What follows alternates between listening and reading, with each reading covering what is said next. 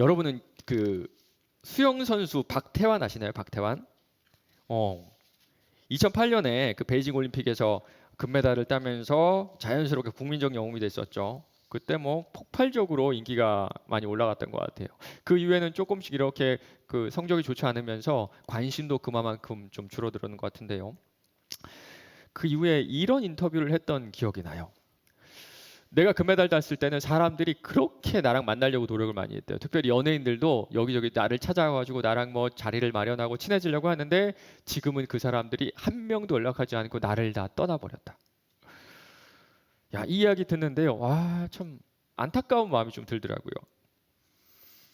운동만 한 이 순진한 청년은 몰랐습니다. 사람들이 인간 박태환이 아니라 베이징 올림픽에서 금메달을 딴 수영 선수 박태환에게 관심이 있었다는 것을요, 이 친구는 몰랐어요. 순수하게 나를 좋아하는구나 여겼는데 그것이 아니라는 걸 알았을 때, 이 사람 정말 그 마음 가운데 참 상처가 크지 않았을까 그런 생각이 들더라고요. 그런데 우리도요, 하나님에 대해서 이런 반응을, 이런 모습을 보일 때가 종종 있는 것 같아요. 뭔가 유익을 구할 때, 뭔가 도움이 필요할 때는 탁 찾는데요. 그렇지 않을 때는 무관심으로 일관하든지 아니면 주일에 한번 딱 예배 나오는 이 최소한의 관계만 유지하려고 하는 것 같습니다. 제가 여러분에게 수없이 했던 질문 오늘도 제가 한번 더 해볼게요. 여러분 하나님에 대해 잘 아세요? 정말 이 시간에 제가 여러분에게 종이 한 장씩 나눠드리고 하나님에 대해 써보라고 하면 얼만큼 쓸 수 있으세요?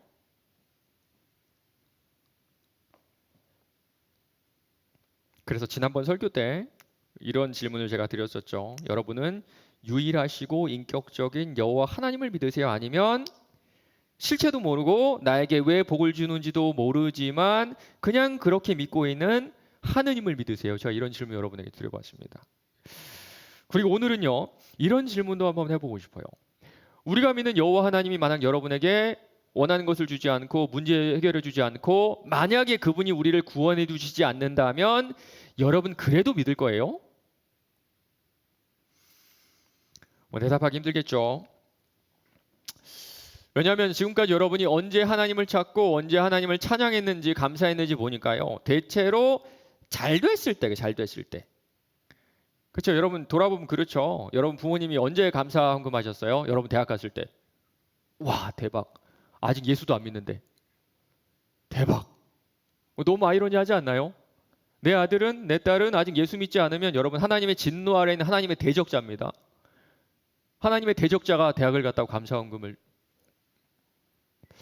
우리는 이렇게 배운 것 같아요. 그리고 여러분도 그렇게 살죠. 대학에 잘 갔을 때, 취업을 잘했을 때, 시험에 합격했을 때 하나님께 찬양하고 감사하죠. 하나님을 좀 간절하게 찾을 때도 마찬가지예요. 내 발등에 불이 좀 떨어져야 하나님의 이름을 한 번이라도 더 부르고 교회도 열심히 나오고요. 성경도 한 번이라도 더 펴봅니다. 물론 그렇게 했을 때 잘 됐을 수도 있어요. 그렇죠? 막 내 발등에 불 떨어졌을 때 신앙생활 열심히 해가지고 여러분 뭐 시험에도 합격하고 대학도 잘 가고 직장에 들어갔을 수도 있습니다. 그런데 우리 하나님이 정말 여러분의 그 성공의 자리에 있었을까요?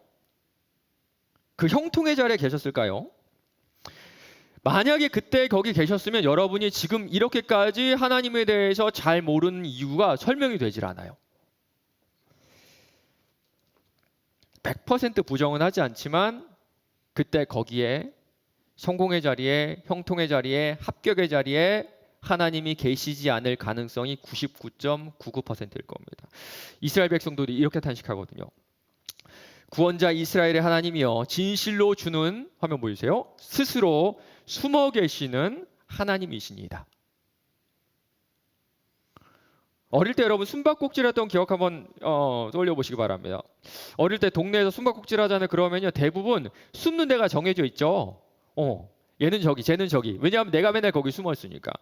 그런데 간혹 가다가 숨은 아이를 찾지 못하는 경우가 있어요. 언제 그런 줄 아세요?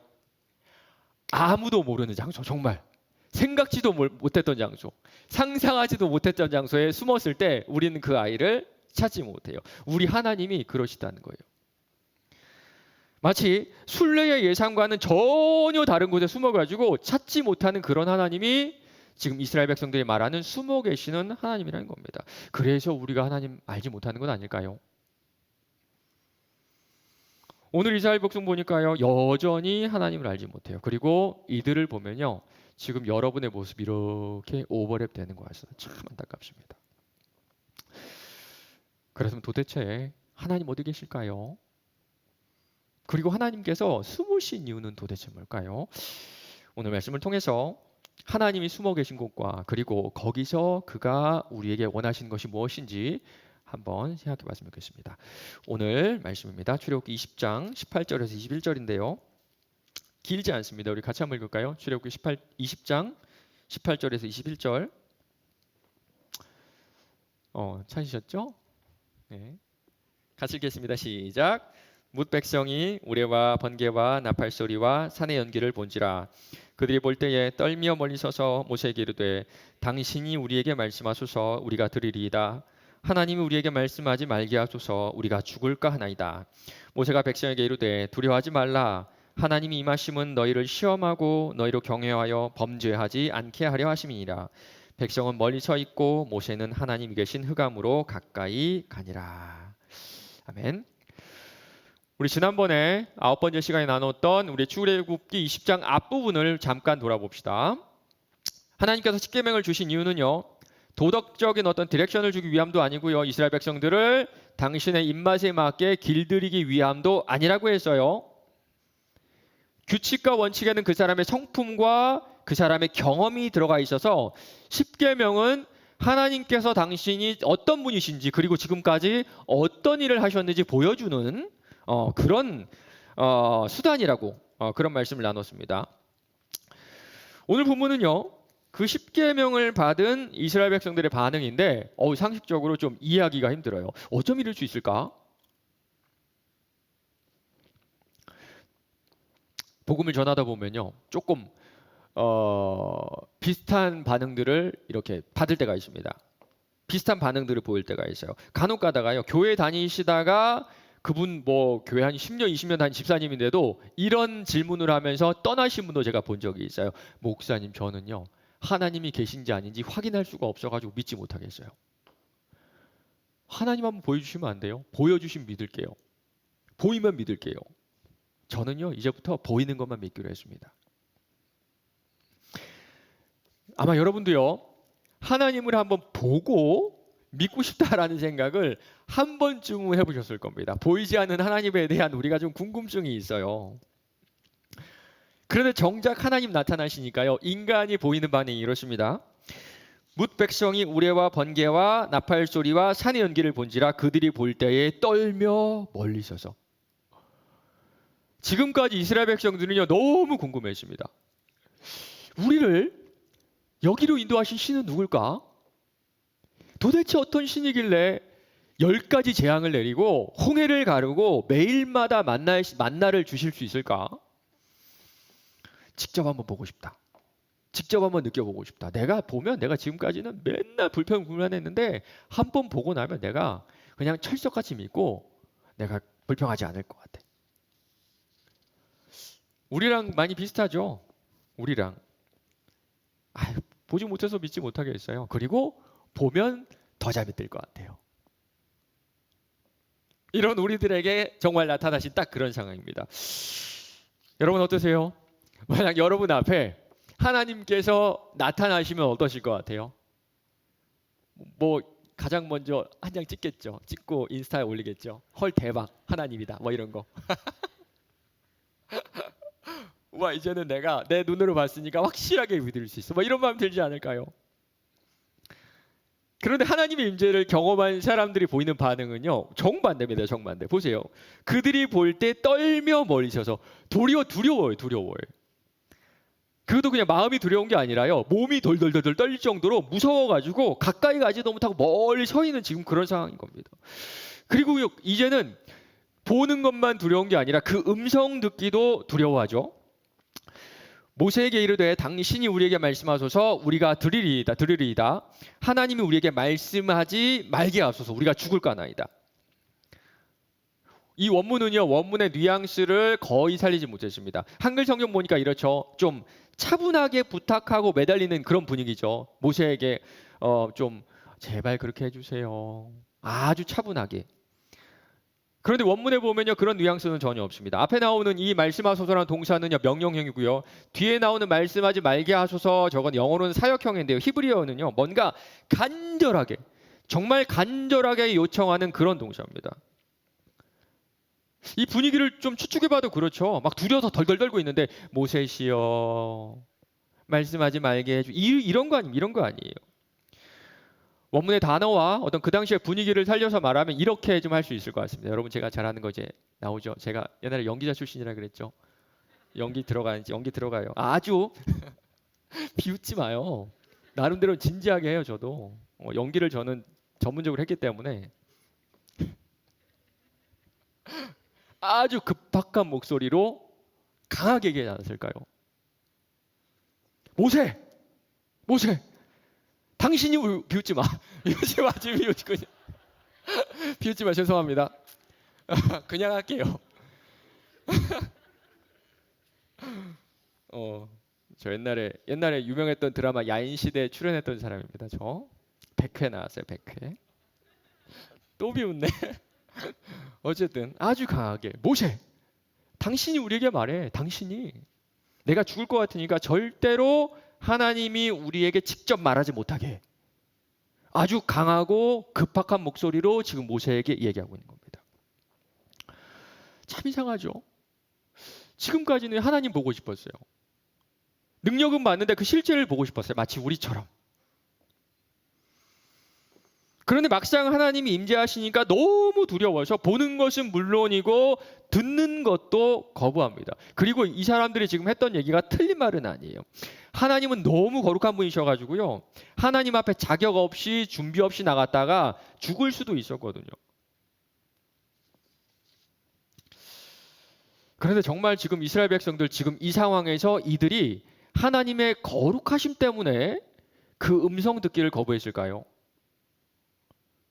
주님, 당신은 너무 거룩하시기 때문에 저는요, 당신의 음성 들을 자격도 없어요. 모세를 통해 대신 말해주세요. 사실 그렇지 않습니다. 뒤에 보면요, 이들이 이렇게 말했던 그 내면의 동기가 밝히 드러나요.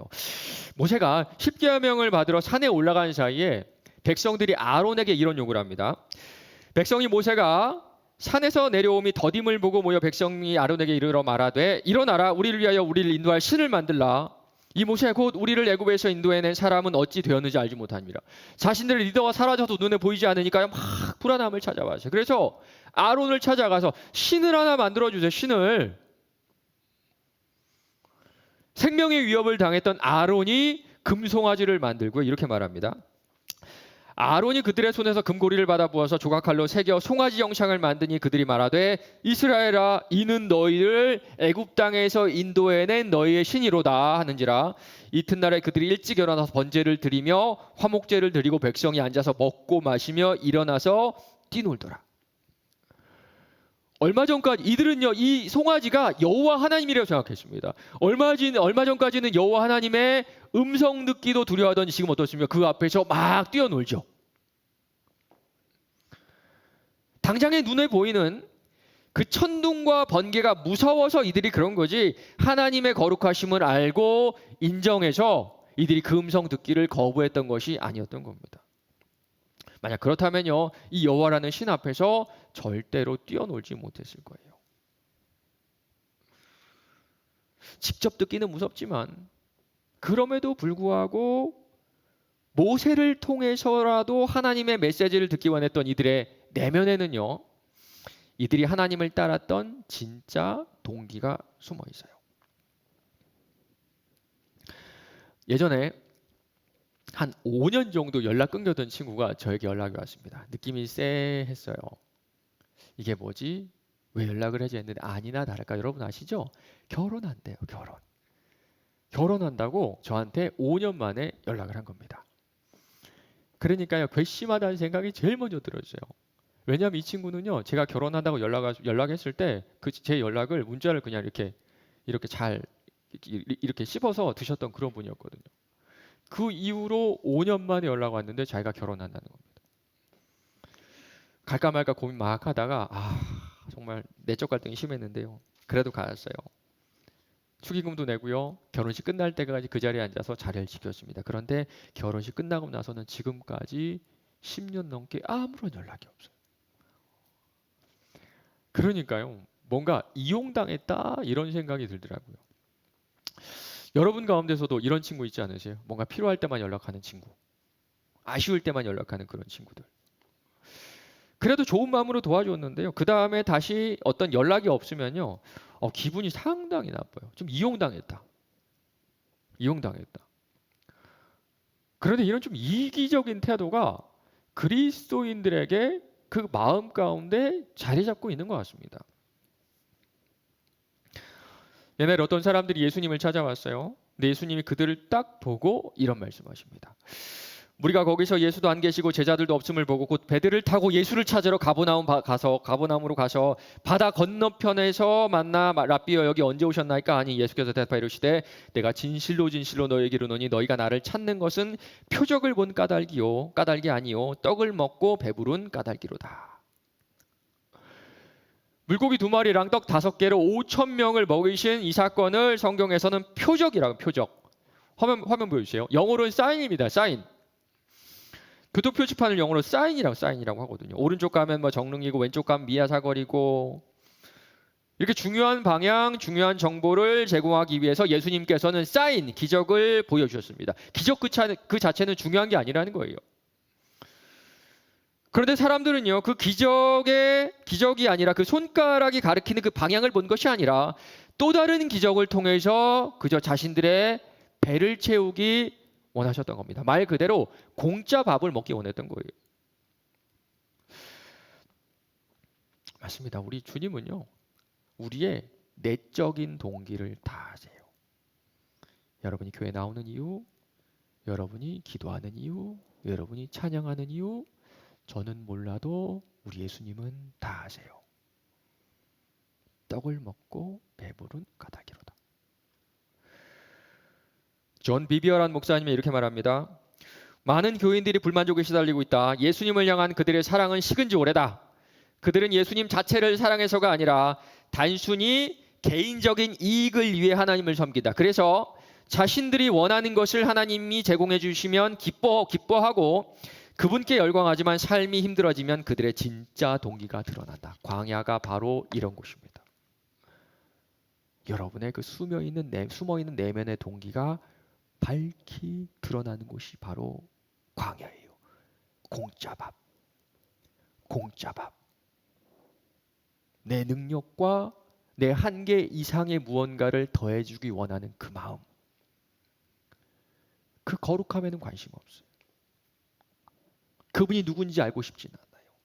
그러나 내게 복이 될 것 같은 그 마법 같은 이야기는 모세를 통해서라도 들어야만 했던 겁니다.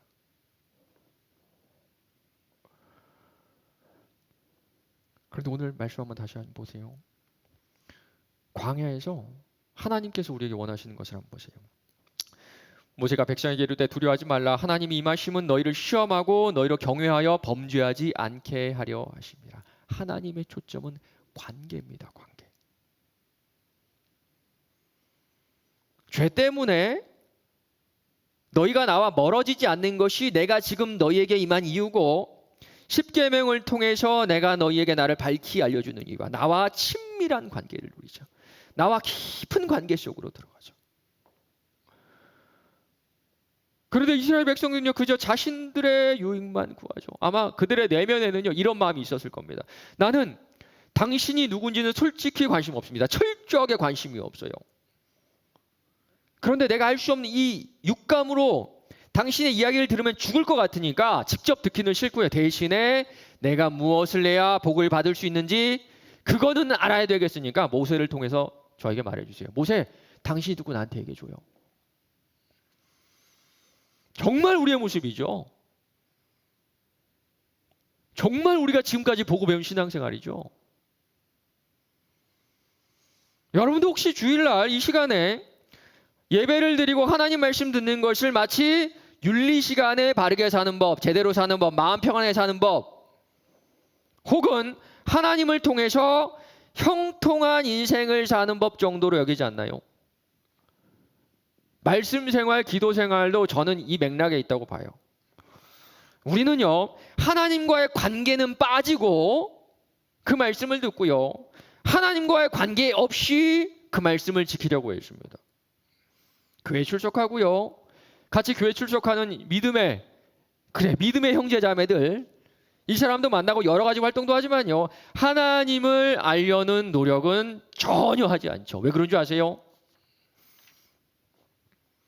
여러분 혹시 이 말씀도 뭔지 아세요? 보여주세요. 나의 계명을 지키는 자라야 나를 사랑하는 자니 나를 사랑하는 자는 내 아버지께 사랑을 받을 것이요 나도 그를 사랑하여 그에게 나를 나타내리라. 계명을 지켜야 하나님을 사랑할 수 있다. 계명을 지키면 네가 나를 사랑하는 거 알 거야. 이 말씀일까요? 네가 계명을 잘 지켜야 네가 나를 사랑하는 걸 내가 그때 인정할 거야. 그 말일까요, 이게? 아닙니다, 여러분. 전혀 그런 말씀 아니에요. 우리 주님은요, 이미 여러분이 주님을 사랑하는지 안 하는지 이미 다 아세요. 그렇다면 우리 하나님은요, 우리의 마음이 궁금해서 계명을 주신 것은 아닐 겁니다. 이 말씀은요, 우리가 하나님을 사랑해야 계명을 지킬 수 있다, 그런 뜻이 맞습니다. 주님께서 우리에게 십계명을 주신 이유는요, 우리를 당신의 입맛대로 길들이기 위함이 아니라 오직 사랑이신 당신을 보여주기 위해서, 우리와 친밀한 관계를 맺기 위해서예요. 여러분, 이 시간 여러분 스스로에게 한번 물어보세요. 나는 진짜 하나님을 사랑하나? 여러분, 기독교 핵심 아니에요? 하나님을 사랑하고 이웃을 내 몸과 같이 사랑하는 거. 여러분, 이거 빠진 채로 여기 오는 거 아니에요?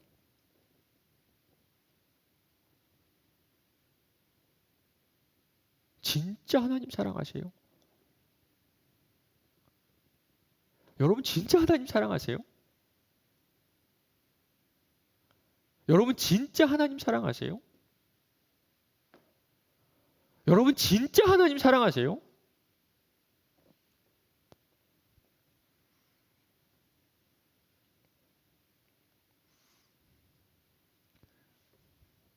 어떤 형제가 우리 은하자매한테 청혼을 했다고 칩시다. 그런데 그 이유를 들어보니까 기가 막혀요. 은하자매, 저는요, 아기가 필요해요. 당신이 누군지 관심 없고요. 그러나 당신이 아기를 낳을 수 있는 여자니까 나와 결혼해 주세요. 이 남자랑 결혼할 수 있을까요? 여러분, 그런 남자랑 결혼할 수 있으세요? 만약 결혼한 후에 여러분 남편이 이런 고백을 한다면, 여보, 사실 내가 당신이랑 결혼한 이유는 당신이 아이를 낳을 수 있기 때문에.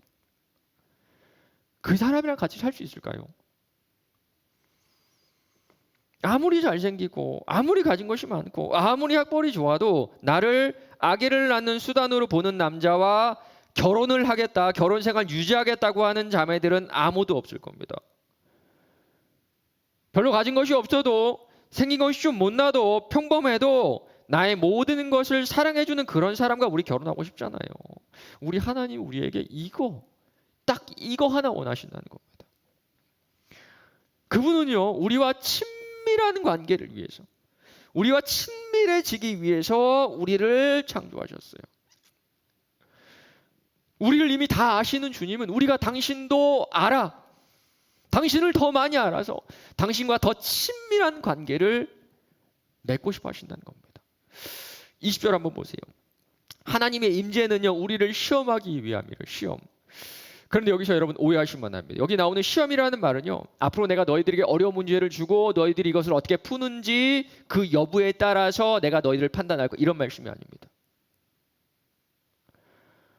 우리 하나님께서 천둥과 번개로 임재하신 것은요, 이스라엘 백성들을 시험하기 위해서가 아니라 이스라엘 백성들이 하나님을 경험하게 하기 위해서요. 그래서요, 20절은 더 정확히 번역하면 이렇게 할 수가 있습니다. 두려워하지 마. 지금 하나님께서 당신을 너희에게 경험시켜 주시는 이유는 너희를 죄로부터 지켜내기 위함이야.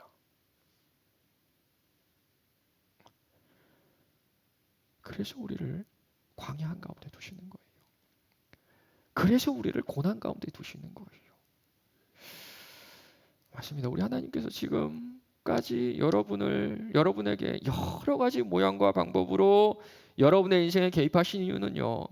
여러분 인생 잘 되게 하기 위해서, 유익하게 하기 위해서, 성공하게 하기 위해서, 평탄함을 주기 위해서가 아니라 친밀한 관계로, 마치 남녀가 사랑하는 그 사귐의 관계로 우리를 계속적으로 초청해 주신 거예요.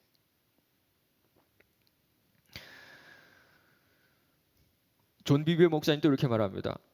하나님은 그분을 깊이 갈망하는 자들이 친밀한 우정의 황홀경을 더욱 갈망하게 만들기 위해 숨어 계신다. 또한 하나님은 그분을 갈망하지 않는 자들로부터 숨으신다. 그래야 하나님을 당연히 여기지 않는다. 그래야 하나님을 평범하게 여기지 않는다.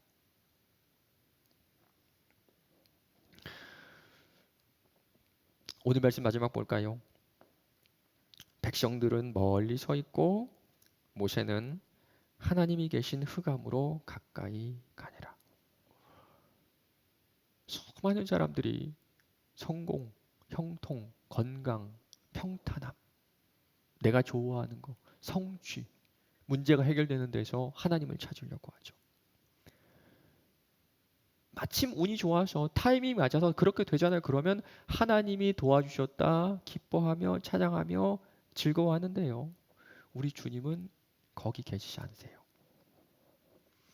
아마 여러분의 성공 가운데는 우리 주님 계시지 않으셨을 겁니다. 오늘 말씀 보세요. 모두가 있기 원하는 밝고 빛난 자리가 아니라 흑암의 자리.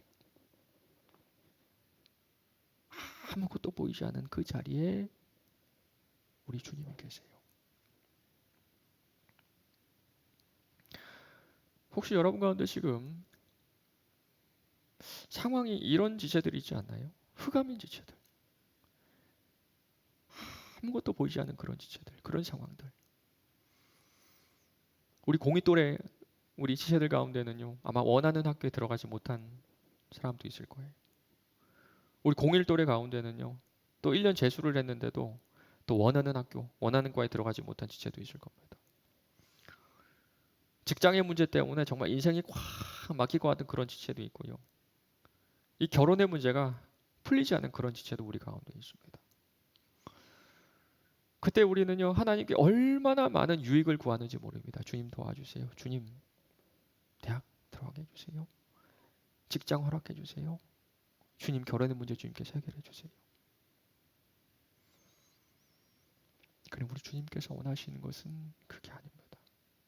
바로 거기에 우리 주님이 계시고 우리가 생각지도 않았고 우리가 주님이 과연 거기 계실 거라고 상상하지도 못했던 거기에 그 흑암 가운데 우리 주님이 계시고 거기서 당신을 경험하기를 기다리고 계세요.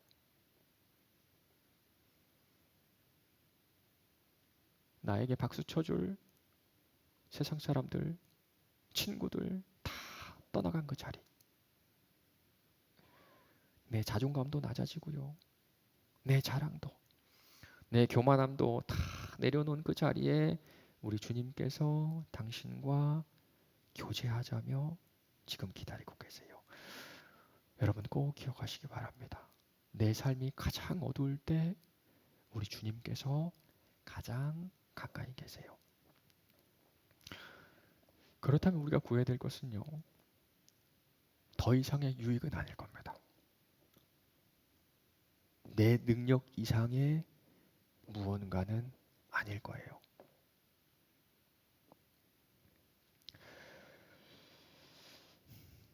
말씀을 맺겠습니다. 이번 주 중에 이런 메시지를 받았습니다.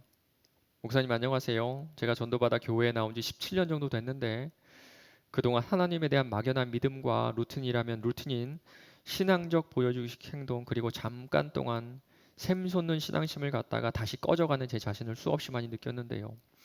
요새는 하나님을 믿는 그 작았던 신앙심이 다시 하나님께서 기름 부어주심을 믿고 하나님을 인격적으로 만나기 위해 노력하는 사람이 되고 싶습니다.